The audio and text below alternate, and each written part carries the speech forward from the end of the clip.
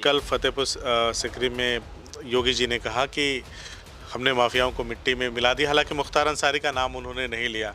Samajwadi party के लोग और बसपा के लोग, सपा के लोग जाकर के, कांग्रेस के लोग जाकर के माफिया के कब्र पे फूल चढ़ा रहे हैं। इस पर क्या कहें? देखिए, ये बौखलाहट में बयान है और मुझे लगता है कि पूरे हिंदुस्तान में नहीं बल्कि पूरे विश्व की बात अगर कर लिया जाए तो इतना बड़ा झूठ बोलने वाले, इतना बड़ा सामाजिक धार्मिक नफरत फैलाने वाले बयान बहुत कम ऐसे राष्ट्राध्यक्ष होंगे जो दे रहे हैं। देखिए, निरहुआ जी को सबसे बड़ी समस्या है कि उनको अपनी वाणी पर लगाम नहीं है। यही उनकी यूएसपी है। बलात्कारियों की बात कर लीजिए, सबसे ज़्यादा वहीं मिल जाएंगे। भ्रष्टाचारियों की बात कर लीजिए, सबसे ज़्यादा भारतीय जनता पार्टी मिल जाएंगे। गुंडों की बात कर लीजिए, सबसे ज़्यादा भारतीय जनता पार्टी मिल जाएंगे। नाम गिनाना शुरू करेंगे, कम से कम 20-25 नाम अभी हम आपको गिना सकते हैं। जिस तरह से ओम प्रकाश राजभर जी के बेटे को, अरविंद राजभर को, ब्रजेश पाठक जी जो कि डिप्टी सीएम हैं, उन्होंने घुटने पे लाया और घुटने पे बैठा के उनसे माफ़ी मंगवाया। ये मुझे लगता है कि पिछड़े समाज के लिए, राजभर समाज के लिए इससे ज़्यादा अपमान की कोई बात ही नहीं हो सकती। उनकी पराजय की भविष्यवाणी होने लगी। जो सर्वे उनको इंटरनल मिल रहा है वो यही मिल रहा है कि 102 सीटों पे उनकी बुरी तरह से हार होने जा रही।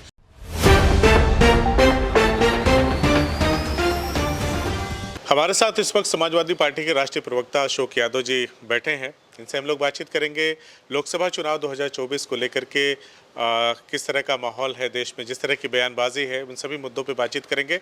और ख़ास करके आखिर में हम बात करेंगे इनसे आजमगढ़ के चुनाव को लेकर के। तो सबसे पहले अशोक जी, बहुत बहुत स्वागत है आपका। जी, धन्यवाद। और क्या कहेंगे जिस तरह की बयानबाजी है, लोकसभा चुनाव का अभी पहले चरण का तो अभी चुनाव ख़त्म हुआ है, उसके बाद से जो बयानबाजी कभी राजस्थान में या कहीं अलग अलग क्षेत्रों में देखी जा रही है, फतेहपुर सीकरी में देखी जा रही है, जिस तरह के बयान प्रधानमंत्री जी ने दिया है, उस पर क्या कहना है आपका? देखिए, बयानबाजी का टाइमिंग देखना जरूरी है। बयानबाजी जब पहले चरण की 102 सीटों का चुनाव जब हुआ और उसमें ये लगा उनको कि हमारी 102 सीटों में से लगभग 102 सीटों पर उनकी पराजय की भविष्यवाणी होने लगी। जो सर्वे उनको इंटरनल मिल रहा है वो यही मिल रहा है कि 102 सीटों पे उनकी बुरी तरह से हार होने जा रही। अब उनको देखिए, अभी उसके साथ साथ एक और चीज़ मैं आपको बता दूं। प्रथम चरण के चुनाव के जो परिणाम के अलावा CSDS का एक सर्वे आया था, अभी द हिंदू अखबार में छपा था एक हफ्ते पहले। जी, उस सर्वे में था कि 23% जनता महंगाई को लेकर के कंसर्न है, परेशान है, वो मुद्दा मानती है महंगाई को। और 27% जनता मुद्दा मानती है बेरोजगारी को और मात्र 8% जनता मुद्दा मानती है हिंदू मुस्लिम को। अब चूंकि भारतीय जनता पार्टी के जो DNA है और जो उसकी आइडियोलॉजी है, जो थीम उसकी है, वो हिंदू मुस्लिम है। और जब तक पोलराइजेशन नहीं हो पाएगा, जब तक ध्रुवीकरण नहीं हो पाएगा, धार्मिक नफरत, जाति नफरत नहीं भारतीय जनता पार्टी फैला लेती है, तब तक वो उसका मूल एजेंडा पूरा नहीं होता है। तो इसी क्रम में वो जो 8% का उनका जो आंकड़ा है कि 8% लोग ही हिंदू मुस्लिम पे बात रख रहे हैं या अपने कंसर्न दिखा रहे हैं, ये सबसे बड़ा परेशानी का कारण भारतीय जनता पार्टी के शीर्ष नेतृत्व को है। इस वजह मतलब उसे बढ़ाने के चक्कर में इस 8% को और बढ़ा के ले जाएगा। जी जी, वो ये परेशान है कि जो हम लोग 50% चाह रहे थे हिंदू मुस्लिम करना, वो 8% पे सिमट गया। और जो 8% जिसको हम लोग मतलब ज़्यादा चाह रहे थे वो कम पे सिमट गया। मतलब हिंदू मुस्लिम को सोच रहे थे कि 50% चला जाए, महंगाई बेरोजगारी नेग्लिजिबल अमाउंट में रहे, मतलब 2-4%, 8% लोग महंगाई बेरोजगारी पे बात करें। तो क्या असर हो रहा है इन चीज़ों का, इन बयानों का क्या असर हो रहा है देश के लोगों पर? देखिए, ये बौखलाहट में बयान है और मुझे लगता है कि पूरे हिंदुस्तान में नहीं बल्कि पूरे विश्व की बात अगर कर लिया जाए तो इतना बड़ा झूठ बोलने वाले, इतना बड़ा सामाजिक धार्मिक नफरत फैलाने वाले बयान बहुत कम ऐसे राष्ट्राध्यक्ष होंगे जो दे रहे होंगे। और ख़ास तौर से एक ऐसा देश जिसको डाइवर्सिटी, हमारे देश की जो रूह है, अंतरात्मा हमारी डाइवर्सिटी है और हम लोग हर धर्म जाति के लोग आपस में प्रेम मोहब्बत से रहने वाले लोग हैं। लेकिन चुनाव को देखते हुए जिस तरह से धार्मिक माहौल, सांप्रदायिक माहौल इस देश का बिगाड़ने की कोशिश की जा रही है और वो भी शीर्ष नेतृत्व के द्वारा, ये बहुत ही चिंता का विषय है। ये आम जनमानस के लिए बहुत ही सोचनीय प्रश्न है। और मुझे लगता है कि जो इस तरह से जितने नफरती बयान भारतीय जनता पार्टी के शीर्ष नेताओं के या छोटे नेताओं के आएंगे, उतना ही इनकी मुश्किलें और बढ़ेंगी, क्योंकि जनता यूज्ड टू हो गई, जनता परेशान हो गई है इस तरह के मुद्दों को लेकर के। क्योंकि हर चीज़ का एक टाइम होता है। आप कितने दिन तक हिंदू मुस्लिम करोगे, कितने दिन तक सामाजिक धार्मिक नफरत फैला करके अपनी मतलब वोटों की फसल काटोगे। एक न एक दिन तो जनता को समझ में आएगा, और वो जनता अब समझ रही है, उस चीज़ को जनता कंटिन्यू नहीं करना चाह रही है, इसीलिए जनता फोकस कर रही है। 50% से ज़्यादा जनता सर्वे में महंगाई बेरोजगारी को अपनी समस्या बता रही है। इसलिए सारा जो बातें हो रही, चाहे माननीय योगी जी की बात हो रही हो या माननीय मोदी जी के जो बयानात आ रहे हैं, वो सारी चीज़ को लेके जो सिंगल एजेंडा है कि जो 8% है उसको लोग 50% करना चाहते हैं। जो 50% संभव ऐसा होता दिख रहा है? बिल्कुल नहीं होता दिख रहा है। जब देखिए अब ये इनकी जो है लगभग आखिरी दौर में चल रहे हैं लोग। आपको याद होगा 2004 का लोकसभा चुनाव, जब ये इंडिया शाइनिंग और क्या क्या बातें कर रहे थे, क्या हुआ, जनता ने औंधे मुँह इनको गिरा दिया। आज वही स्थिति है, जब ये 400 पार कहते हैं तब इनके अंतरात्मा में खलबली मचती कि हम तो बोल रहे हैं 400 पार, लेकिन 400 हार की नौबत आ रही है इनकी। और इसी घबराहट में, इसी उलझन में वो क्या बोल जा रहे हैं उनको खुद नहीं पता कि हमें बोलना क्या है और हम बोल क्या रहे हैं। तो ये स्थिति इनके हाथ से निकल चुकी है। कल फतेहपुर सिकरी में योगी जी ने कहा कि हमने माफियाओं को मिट्टी में मिला दिया। हालांकि मुख्तार अंसारी का नाम उन्होंने नहीं लिया। समाजवादी पार्टी के लोग और बसपा के लोग, सपा के लोग जाकर के, कांग्रेस के लोग जाकर के माफिया के कब्र पे फूल चढ़ा रहे हैं। इस पर क्या कहना है आपका? अब देखिए, जिसको टारगेट करके माननीय योगी जी माफिया कर रहे हैं, उनकी जो राजनीतिक और उनके परिवार की अगर आप देखेंगे तो उनके परिवार ने देश की आज़ादी में उनका अहम योगदान रहा है। उनके परिवार के लोगों का देश की आज़ादी में न सिर्फ अहम योगदान रहा है, लेकिन उसके साथ साथ देश के कानून व्यवस्था में भी उन्होंने बहुत बड़ा योगदान देने का काम किया है। इसके साथ देखिए, जो मुख्तार साहब की बात आप कर रहे हैं, मैं पर्टिकुलर उन्हीं की बात कर लेता हूं। आप गाज़ीपुर में चले जाइए और जनता के बीच अपना कैमरा लेके घूमिए और जनता से सवाल करिए कि मुख्तार साहब माफिया हैं या मसीहा थे जनता के। इसका सवाल का जवाब मुझसे अच्छा वहाँ की जनता दे देगी। और जो उनके जनाजे पे जो भीड़ थी, वो भीड़ को कोई निमंत्रण नहीं दिया था, वो भीड़ तो स्वतः आई थी। और वो भीड़ कोई 1000-2000 की भीड़ नहीं थी, वो लाखों की भीड़ थी। और वो लाखों की भीड़ के लिए मुख्तार साहब मसीहा थे। चलिए, इस सवाल को थोड़ा सा मैं और दूसरी तरह से आगे बढ़ा लेता हूँ। योगी जी कह रहे हैं कि माफिया को मिट्टी में मिला दिया है और 5 साल तक अब ये लोग चुनाव हार करके जाएंगे, विपक्षी पार्टी के लोग खूब उनकी कब्र पे जाएं, फूल माला चढ़ाएं, तमाम चीज़ें बातें कह रहे हैं वो कि माफिया को मिट्टी में मिला दिया। दूसरी तरफ जिनको वो माफिया कह रहे हैं, उन्हीं की कैबिनेट में मंत्री हैं ओम प्रकाश राजभर जी। उन्होंने खुलेआम कहा कि मुख्तार अंसारी मसीहा हैं। क्या मजबूरी हो सकती है योगी जी और ओम प्रकाश राजभर के बयानों में जो विरोधाभास है, उसका क्या, उस पर क्या कहना है आपका?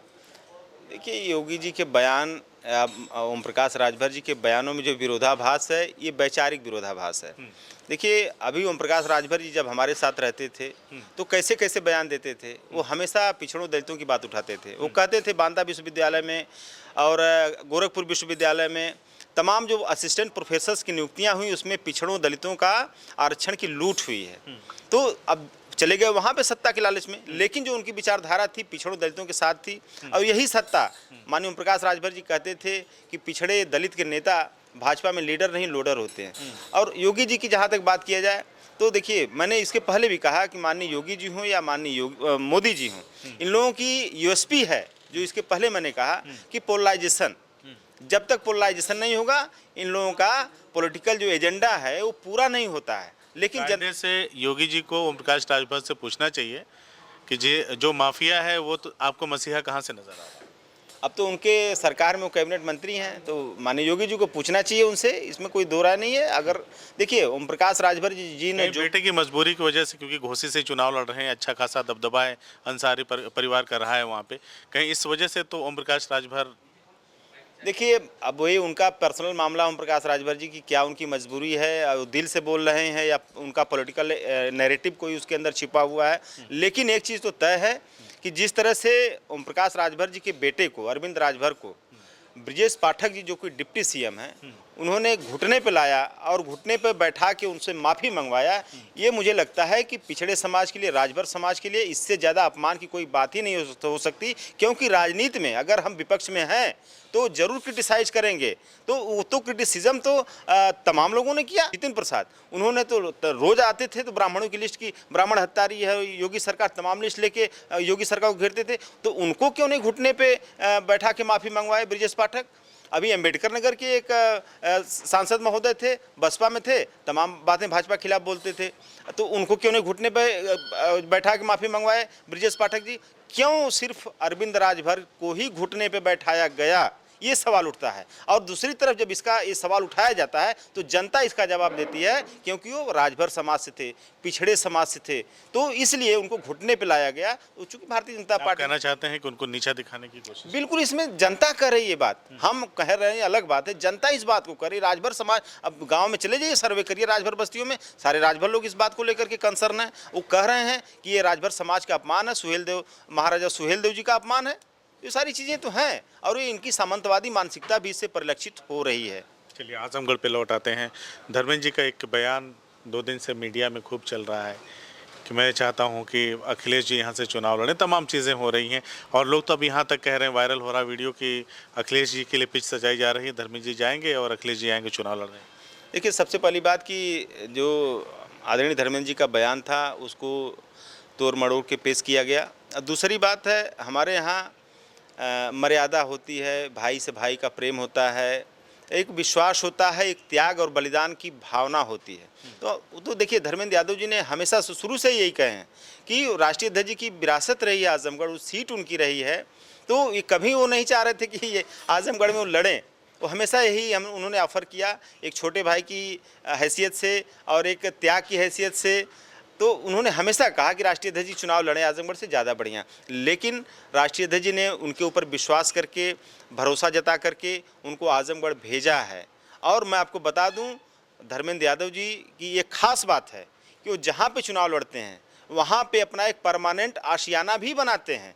बदायूं में आप देखिए जाके, उन्होंने बदायूं से चुनाव लड़ा, बदायूं से सांसद थे, अब बाकायदे अपना घर बना के वहाँ रहते हैं। आजमगढ़ में वो चुनाव लड़ रहे हैं और यहाँ पे लगभग राष्ट्रीय अध्यक्ष जी का आवास 80% लगभग बन के तैयार हो चुका है और यहीं पे आजमगढ़ की जनता के बीच ही वो परमानेंट रहेंगे। क्योंकि कुछ ऐसे भगौड़े लोग हैं जो तमाम बातें करते हैं, लेकिन मैं आपको बता दूं जिम्मेदारी के साथ, यहीं पे उनका घर बन रहा है धर्मेंद्र यादव जी का और यहीं पे रहेंगे। और लगातार आजमगढ़ की जनता की आवाज़ को, क्योंकि वो एक पार्लियामेंटेरियन हैं, वो इतनी मजबूती से, इतनी मुखरता से अपनी बात को रखते हैं कि आजमगढ़ की जनता के लिए सौभाग्य की बात है कि उनके बीच एक ऐसा व्यक्तित्व चुनाव लड़ रहा है जो एक पार्लियामेंटेरियन है, जो पिछड़ों, दलितों, शोषितों, वंचितों की आवाज़ को मुखरता से लोकसभा में उठाने का काम करता है। तो हमेशा यहीं रहेंगे और मजबूती के साथ चुनाव लड़ेंगे। चलिए, मेरा आपसे आखिरी सवाल, तमाम बिंदु हैं इसमें, जैसे एक भाई 2019 में जीत कर चला गया, ये सांसद निरहुआ जी के बयान है, मैं इस पे आपका कोट चाहूँगा। एक भाई 2019 में चुनाव जीत करके भाग गया, दूसरा भाई 2022 में चुनाव हार के भाग गया, जिस गाड़ी में सपा का झंडा उस गाड़ी में बैठा है गुंडा। इस तरह के तमाम वीडियो वायरल हो रहे हैं कि दोनों भाई भगोड़े, ये इस तरह की बातें कही जा रही हैं सांसद निरहुआ की तरफ से, इस पर आपका क्या कहना है? देखिए, निरहुआ जी को सबसे बड़ी समस्या है कि उनको अपनी वाणी पर लगाम नहीं है, यही उनकी यूएसपी है। देखिए, कुछ नेता होते हैं राजनीति में जिनके पास करने को न कुछ रहता है, न तो बताने कुछ रहता है। उनके पास यही रहता है कि ऊल जलूल बयान दे करके किसी बड़े लोगों के खिलाफ उल्टी पुल्टी भाषा बोल करके अपने आप को चर्चा में रखना। तो इसी चर्चा में रखने के क्रम में इस तरह के उल्टे पुल्टे बयान वो देते हैं ताकि मीडिया उनके बयान को चलाए और उस चर्चा में बने रहें। इस तरह की बेतुके बयानों पे मुझे कुछ नहीं कहना है जी। गाड़ी में झंडा और सपा का गुंडा, देखिए, गुंडों की बात अगर कर लिया जाए, अब चूंकि पर्सनल चीज़ें नहीं मैं बोलना चाहता हूँ, हमारे पार्टी के शीर्ष नेतृत्व भी हमेशा कहते हैं पर्सनल नहीं होना चाहिए, लेकिन अगर गुंडे की बात कर लिया जाए तो बनारस में देखिए कौन लोग बैठे हैं, पुलिस स्कॉट में घूम रहे हैं, कौन लोग हैं? वो संत महात्मा घूम रहे हैं।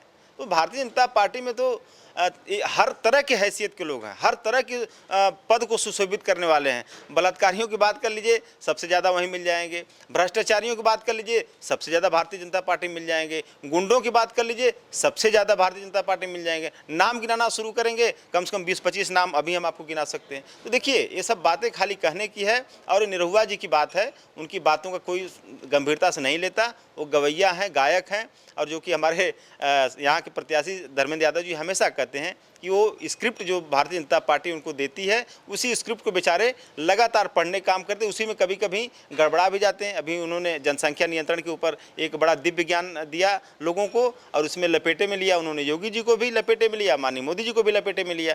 तो अपने दिव्य ज्ञान से सुशोभित करते रहते हैं वो, और इसमें हम लोगों को उनके ऊपर बहुत ज़्यादा कुछ बोलने की ज़रूरत नहीं है। चलिए, आजमगढ़ की दोनों सीटों पर कितनी फाइट देखते हैं? इसमें देखिए, चाहे आजमगढ़ की 69 लोकसभा हो जहाँ से धर्मेंद्र यादव जी लड़ रहे हैं, या लालगंज की सीट हो जहाँ से दरोगा प्रसाद सरोज जी लड़ रहे हैं, दोनों सीटें इस बार ऐतिहासिक रूप से समाजवादी पार्टी जीतने जा रही है। और ये मैं नहीं कह रहा हूँ, आप जाइए क्षेत्र में, जनता के बीच में, जनता से समझिए, संवाद करिए, और जनता बता रही है कि भारतीय जनता पार्टी को इस बार यहाँ से उखाड़ के फेंकना, न सिर्फ आजमगढ़ से बल्कि पूरे हिंदुस्तान से अगर जनता नहीं फेंकेगी तो हमारा बाबा साहब का संविधान, लोकतंत्र की रक्षा नहीं हो पाएगी। अशोक जी, हमसे बातचीत करने के लिए बहुत बहुत शुक्रिया। जी धन्यवाद। CIB इंडिया न्यूज की सभी खबरों को देखने के लिए लाल रंग की बटन को दबाकर चैनल को सब्सक्राइब जरूर करें, घंटी जरूर दबाएं ताकि हमारी सभी खबरों के नोटिफिकेशंस आप तक पहुंचते रहें।